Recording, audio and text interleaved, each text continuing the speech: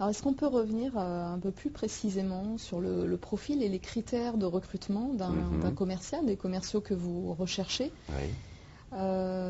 Voilà, quels sont les critères à l'embauche? Alors, vous avez beaucoup parlé de la personnalité. En termes de compétences, la première question qu'on se pose, c'est est-ce qu'il faut déjà avoir travaillé dans l'immobilier ou est-ce que quand on a été commercial dans un tout autre secteur, on a ses chances dans votre secteur? Alors, il n'y a absolument pas besoin d'avoir déjà une expérience dans l'immobilier. Par contre, ce qui est effectivement important, c'est d'avoir une expérience quand même commerciale. Ça ne veut pas dire que si vous n'en avez pas eu, on ne va pas vous prendre. Mais on va très certainement favoriser, si j'ai deux candidats en face de moi, où j'ai une hésitation entre les deux candidats, je vais effectivement quand même donner plus l'accent sur la personne qui a déjà une expérience commerciale. C'est un atout, c'est indéniable.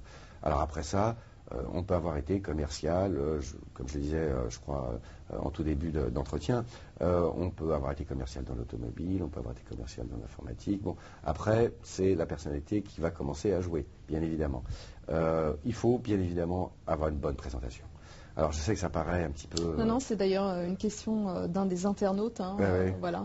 Ça paraît un petit peu idiot. Je vois des fois des candidats qui arrivent en jean. On sent que dans leur esprit, oh, c'est un métier sans être un métier. On peut faire ça de manière cool. Non, c'est un métier.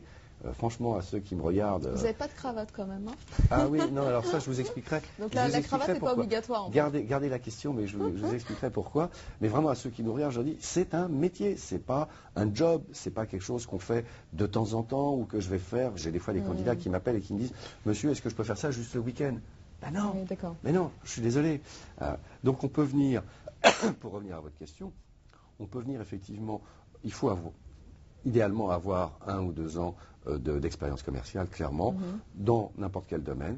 Mais je peux vous raconter une anecdote très rapide. Et elle va sourire quand elle va voir ça. J'ai une collaboratrice qui est maintenant mon assistante et qui est assistante des 3 agences. En fait, c'était ma coiffeuse. Alors, bon, pour les internautes, je suis d'accord avec vous, il n'y a pas grand-chose à coiffer, mais ça m'arrive. Et un jour, elle me dit, écoutez, je vais arrêter le métier de coiffeuse parce que elle avait, la pauvre, les mains complètement abîmées par les produits chimiques. Et comme c'est une jeune femme que j'appréciais beaucoup, je lui ai dit, venez me voir, on va en discuter. Elle cherchait à être secrétaire, elle connaissait rien à l'informatique. Je lui ai dit, c'est pas un souci, on va vous former. Elle est avec moi maintenant depuis 4 ans. Hein. La première année, elle a été assistante. La deuxième année, j'ai senti qu'elle s'embêtait. Je lui ai proposé d'être négociatrice à mi-temps. Elle a été négociatrice à mi-temps.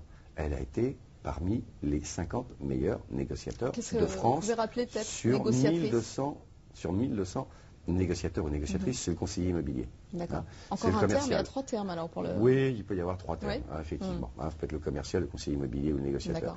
Elle est cette jeune fille qui était assistante, coiffeuse, assistante, qui était à mi-temps négociatrice et cette année-là a été dans les 50 meilleurs négociateurs de France sur le réseau ERA où il y en a 1200.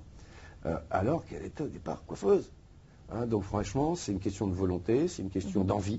Il faut aimer ce métier, hein, c'est pareil ici. Alors, j'ai parfois des candidats qui me disent au téléphone, pourquoi vous voulez faire ce métier? Oh ben, je veux faire ce métier parce que j'aime la pierre. C'est bien, mais honnêtement, c'est pas un argument. Quelqu'un qui va me dire, bah écoutez, moi je veux faire ce métier parce que j'aime les gens, parce que j'aime être dehors, parce que je ne veux pas être assis, parce que je ne veux pas être dans un bureau, là, ça m'intéresse. Alors, j'ai compris.